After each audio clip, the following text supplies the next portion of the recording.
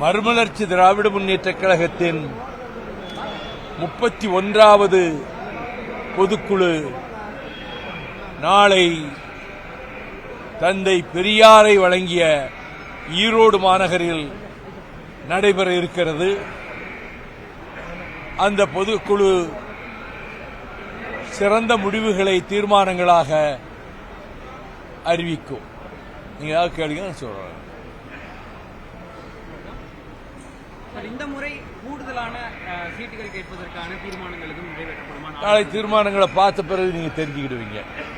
ஆங்கிலம் பேசுபவர்கள் அவமானமா நினைக்கக்கூடிய ஒரு சூழல் வரும் அப்படிங்கிறது அமித்ஷாவினுடைய உளறல்களுக்கு எல்லையே இல்லை. ஆங்கிலம் உலக மொழி. உலகத்தில் பல நாடுகளிலே இன்றைக்கு ஆங்கிலம் தெரிந்தால் போது எங்கும் போய் வரலாம். அதனால்தான் பேரறிஞர் அண்ணா அவர்கள் தாய் தமிழும் ஆங்கிலமும் அவை இரண்டும் மட்டும்தான் தமிழ்நாட்டிலே இருக்கும் என்று சொன்னார்கள். இந்தியாவிலே இருக்கக்கூடிய அனைத்து மாநில மொழிகளும் 22 மொழிகளும் அவை ஆட்சி மொழிகளாக்க வேண்டும் என்று மாநிலங்கள் அவையிலேயே அவர் பேசினார். திராவிட இயக்கம் அந்த தீர்மானத்தை வைக்கிறது. மறுமலர்ச்சி திமுகவும் அதை வலியுறுத்தி வருகிறது. ஆனால் பிஜேபி இயக்கத்துக்கு அவர்களுக்கு அந்த விருப்பமும் இல்லை. அவர்கள் இந்தியையும் சமஸ்கிருதத்தையும் திணிக்க வேண்டும் என்பதிலேயே தீவிரமாக இருக்கிறார்கள். அதில் தோற்று போவார்கள்.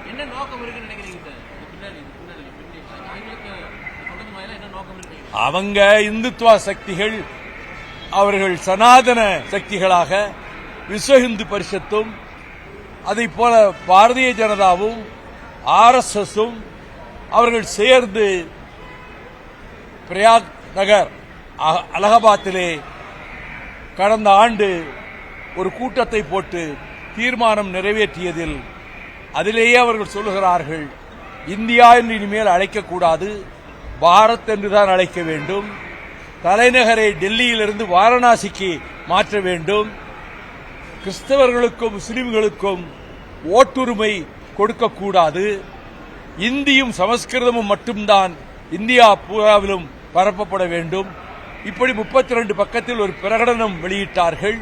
அதை மீண்டும் ஒருமுறை வெளியிட்டார்கள். இந்த பின்னணியில் தான் இந்த சக்திகள் இந்த நோக்கத்தோடு இயங்கிக் கொண்டிருக்கின்றன. ஆனால் அதை பல மாநிலங்கள் அதை ஏற்றுக்கொள்ளவில்லை. முந்தைய இந்திய எதிர்ப்பிலே ஈடுபடாத மாநிலங்கள் கூட கர்நாடகம், மராட்டியம், பஞ்சாப், மேற்கு வங்கம் அவர்கள் இந்தி வேண்டாம் என்ற உணர்வு அங்கு ஏற்பட்டு அவர்கள் அங்கே தீர்மானங்கள் போடுகிறார்கள். நிலைமை இப்படித்தான் இருக்கிறது. இவர்கள் திணிக்க நினைக்கிறார்கள். அதை எதிர்ப்பு வலுத்து வருகிறது.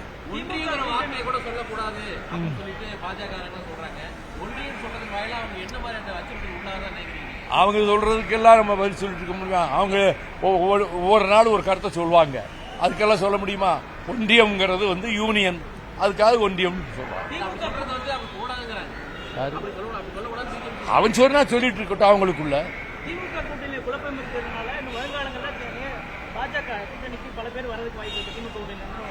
குழப்பவாதிகளாக மாறிவிட்டதற்கு நான் அவர்களுக்காக அனுதாபப்படுகிறேன். மறுமலர்ச்சி திமுகவை பற்றி கூட கேட்டார்கள். நாங்கள் 2017 திராவிட இயக்கத்தை காக்க திராவிட முன்னேற்றக் கழகத்தோடு கரம் கோர்ப்பது என்று எடுத்த தீர்மானத்தில் எந்த மாற்றமும் இல்லை. எந்த கட்சியோடு வேறொடுத்து பேச வேண்டிய அவசியமும் எங்களுக்கு இல்லை.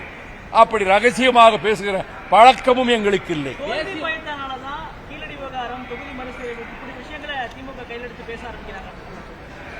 கிமு 800 இருந்து கிபி 500 வரை அங்கே எடுக்கப்பட்ட பொருள்கள் எல்லாம் மொஹஞ்சதாரோ ஹரப்பாவிலே எடுக்கப்பட்ட பொருள்களுக்கு நிகராக இருக்கின்றன. இரும்பு உலோகம் அங்கு பயன்படுத்தப்பட்டிருக்கின்றது. அதைப் போல வரிசையாக வீடுகள், சாக்கடையை போக்குவதற்கு கால்வாய்கள், இப்படியெல்லாம் அன்றைக்கு வீடுகள் அமைக்கப்பட்டது என்பதற்கான ஆதாரங்களை ராமகிருஷ்ணா அவர்கள் முதலில் 952 பக்கத்தில் ஒரு ஆய்வறிக்கையை முதலில் வெளியிட்டார்கள். அதை ஏற்றுக்கொள்ள வேண்டிய மத்திய அரசு வேண்டுமென்றே இன்னும் துல்லியமாக ஆராய வேண்டும் என்று குழப்பிக் கொண்டிருக்கிறார்கள். கீழடி நாகரீகம், தமிழர் நாகரீகம், திராவிட நாகரீகம், இவர்கள் ஆரிய நாகரிகத்தை, ஆரிய கலாச்சாரத்தை இங்கே திணிக்க வேண்டும் என்று நோக்கம் இருப்பதால் அவர்களுக்கு இந்த கீழடி உள்ளிட்ட தமிழகத்தின் பல பகுதிகளில் ஆயிரக்கணக்கான ஆண்டுகளுக்கு முன்னாலேயே நாகரிகமாக வாழ்ந்தார்கள் என்பதற்கான சான்றுகள் ஏராளமாக கிடைத்திருக்கின்றன.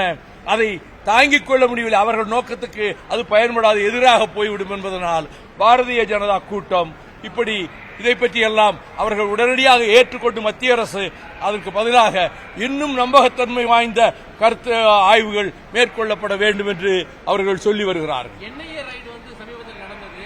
இது கூட பயன்படுத்தலாம் இஸ்லாமிய தரப்புல சொல்றாங்க. அதை பத்தி உங்களுக்கு தெரிஞ்சுக்கணும். அடிக்கடி என்ஐஏ ரைடு நடக்குது. அதாவது income tax department, enforcement department, அதை போல மத்திய உளவுத்துறை எல்லாமே வந்து அவர்களுடைய இந்துத்துவாவை திணிப்பதற்கு அவர்கள் இதையெல்லாம் பயன்படுத்த வேண்டும் என்று நினைக்கிறார்.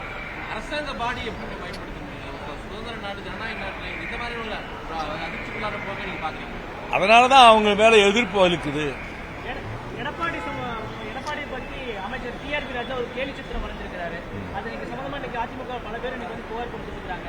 இது சம்பந்தமா அதிமுகவுடைய முன்னாள் அமைச்சர் ஆர்பி உதயகுமார் என்ன சொல்றாருன்னா, வெளியிலே நடமாட முடியாத அமைச்சர் டிஆர்பி ராஜா வெளியே நட முடியாத வார்த்தையை சொல்றாரு. எப்படி பாக்குறீங்க? வெளியிலே நடமாட விட முடியாது என்று சொல்லக்கூடிய அளவுக்கு பல வலிமையோ உரமோ இல்லாத கூட்டம் இப்படித்தான் எதையாவது சொல்லிக் கொண்டிருப்பார்கள். அவர்கள் ஒவ்வொரு நாளும் நான் மிக வருத்தப்படுகிறேன். நயினார் நாகேந்திரன் நல்ல நண்பர், எனக்கு அமைச்சராக இருக்கிற பொழுதே என்னை எங்கே கண்டாலும் என்னை பார்த்து வணக்கம் தெரிவித்துட்டு போவார். அவருடைய தந்தையாரே எனக்கு நன்றாக தெரியும். ஆனால் அவர் இந்த பொறுப்புக்கு வந்த பிறகு கொஞ்சம் கூட பொருத்தமற்ற முறையில் ஏதோ ஒரு கட்சியோடு அவர்கள் பேசுவதைப் போல கற்பனையாக சிலவற்றை சொல்லுகிறார். இந்த போக்கை அவர் மாற்றிக்கொண்டால் நல்லது. முதல்ல சொன்னது நயினார் நாகேந்திரன். தொடர்ச்சியா அவர் இன்னொரு கருத்து எடுக்கிறார். கூட்டணிக்குள்ள குழப்பம் இருக்கிறத தாண்டி இந்தியா கூட்டணியில் இருக்கக்கூடியவர்கள் அவங்க கூட்டணிக்கே வரப்போறாங்க. அவங்க கட்சிகளுக்குள்ளே ஏகப்பட்ட குழப்பம் இருக்கு, அவங்களுக்குள்ளே ஏகப்பட்ட பிரச்சனை இருக்கு. பல ஆண்டுகளுக்கு முன்பாக பாமக மிகப்பெரிய ஒரு வலிமையான பாட்டாளி மக்களுக்கு உழைச்சான கட்சி இன்று பல்வேறு இரு துருவங்களாக பிரிந்து கிடக்க விஷயமா இருக்கு. உங்களோட நண்பராக இருந்தது நீண்ட காலமாக தெரிந்தவர் ராமதாஸ், இன்னைக்கு அந்த கட்சி எப்படி பாக்குறீங்க? அவர் தோல்வி வருகிறது. அந்த கட்சி ஒரு வலுவான கட்சி. இப்பொழுது ஏற்பட்டிருக்கக்கூடிய அவர்களுக்குள் இருக்கிறது உட்கட்சி பிரச்சனை. அதை பற்றி நான் எந்த கருத்தும் சொல்ல விரும்பவில்லை.